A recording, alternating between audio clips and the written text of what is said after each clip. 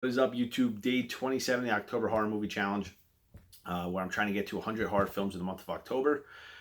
Today, slow day. I had a lot to do today, so I only got one film in. It was the only film I picked because it was the DVD Talk pick of the day, and that was not George Romero. I don't know why I said George Romero. Stephen King's uh, Maximum Overdrive. I was real messed up there. I was going to take Creepshow for some reason. I don't know why, but Maximum Overdrive. Uh, I caught this film when I was a kid. I saw it. We rented it and everything. My mom really liked it. She liked the book, so she rented it. And it's not a horrible movie for like a young kid to watch, like growing up in the '80s and everything. And I've seen it a couple times since. Always caught it on TV and stuff. And I watched it in the challenge a few times the past couple of years. So it was good to see see it again and just rewatch. I like it. It's not the best made film. I mean, the coolest part about the film is that the Green Goblin truck. I mean, that's I think the most iconic thing that comes out of this film, and the AC/DC soundtrack.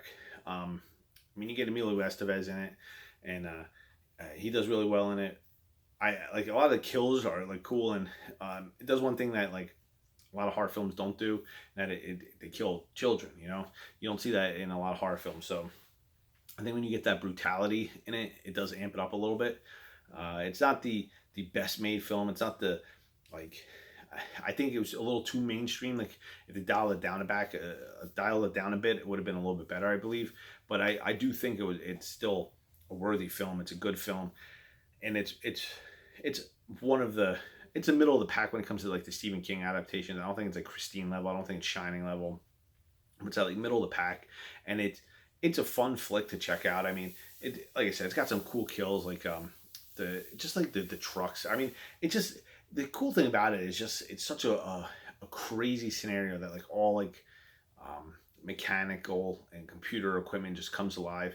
And I mean, there's some like thinking in it, like some things want to come alive like others would, but I mean, you already have the suspension of disbelief that all this stuff's coming alive. So I mean, you're really gonna look into the semantics of what should come alive and what shouldn't. Like to me, like the sprinkler's coming on. Well, there's no real mechanics in a sprinkler. A sprinkler just works because the hose goes on.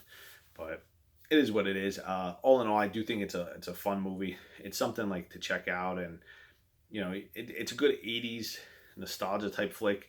That the Green Goblin truck is just so awesome in it. I mean, it's definitely the best part about it. Just seeing the hood of it and everything. Once you see it, it's just too cool.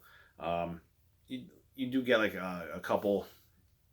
You don't get like any really crazy cool deaths. Like, I mean, you get like the steamroller rolling over the one kid, and I mean that's it. But it's not real like gory or anything. But anyway, one flick into the day, I'd give it a 6 out of 10. Rewatched it plenty of times. I've seen it probably 4 or 5 times already in my life. It's a cool flick to check out. But if you haven't checked it out, check it out. I mean, it's Stephen King, so it can't be half bad. But that's it. I'll catch you tomorrow.